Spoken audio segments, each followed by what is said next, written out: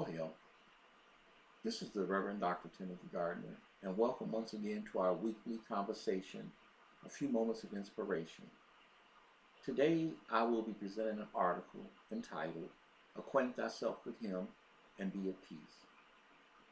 This article was originally published in the Acquaint paper of February 1995. So, let us begin. Acquaint now thyself with him, and be at peace. Receive, I pray thee, the law from his mouth, and lay up his words in thy heart. Job 22:21 through 22. All of us are looking for peace, and throughout the Holy Scriptures, peace is made mention of. In Isaiah 26:3, God promises that I will keep them in perfect peace, whose mind is stayed on me. Perfect peace. What is perfect peace? Think about it. No lack, no limitation, no problems, good health.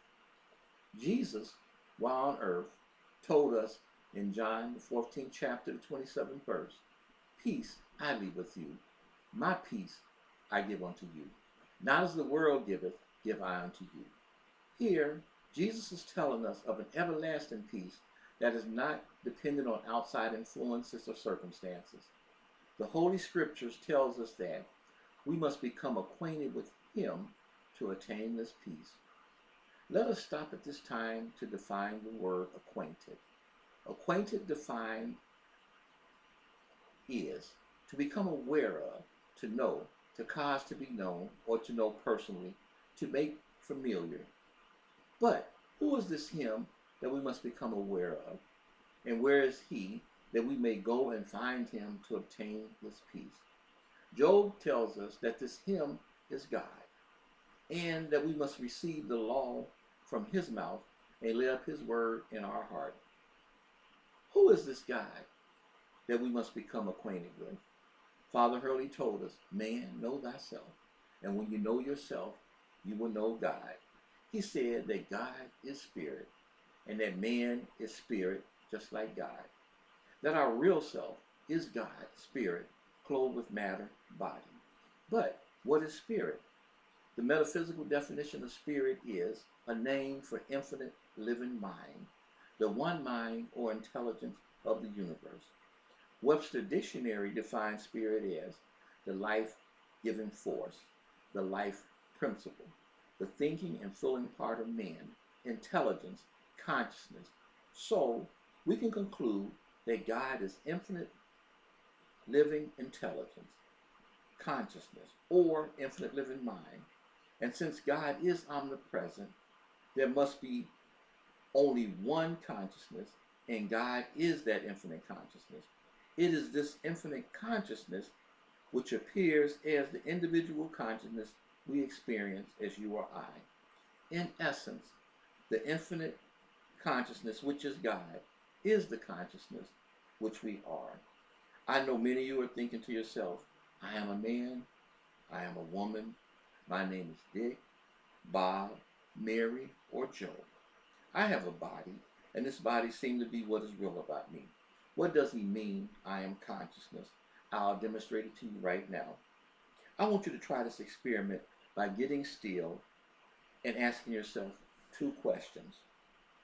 Who am I? And what am I? With your eyes closed and in complete silence, say the word I within yourself. Follow it with your own name, whatever it may be. And then with your eyes still closed, ask yourself, am I in my feet? Am I in my stomach? Am I in my brain? Then you will soon know that the I of you cannot be found in any place between your head and your feet. As we silently repeat I together with our own name, we will begin to wonder about the nature of the I that we are. Soon, the one thing we can be sure of is that we are a state of awareness or consciousness. Is it not clear that this I that we have declared ourselves to be is really consciousness? I is consciousness, or consciousness constitutes the I that we are. There is not an infinite consciousness in your or my consciousness. Otherwise, there would be infinity plus something else, which cannot be. Therefore, the infinite consciousness, which is God, is the consciousness which we are. Father Hurley told us that all life is God, and that there is no life except God. Since God is the life of all this universe, and no one has discovered a form of life separate and apart from the universal life, which is God, the life which is God is our life. And our life and the Father's life are one.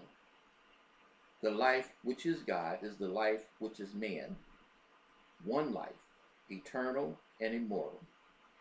Jesus constantly referred to this one life we call God as the Father. And when questioned about the Father, Jesus stated, "If you had known me, you would have known my Father. And from henceforth, you know him and have seen him." And you know what? Philip went on to question him and said unto Jesus, "Lord, show us the Father, and it will satisfy us." Jesus said unto him, "Have I been so long a time with you, Philip, and thou hast not known me? He that hath seen me have seen the Father. I am in the Father, and the Father in me. I and the Father are one." As Father Hurley said, God's meeting place with man is in man's heart. Acquaint now thyself with him and be at peace. I know this is a short article, but I hope you got something out of it. And I want you just to ponder on the words and the meaning of these words as presented in this article.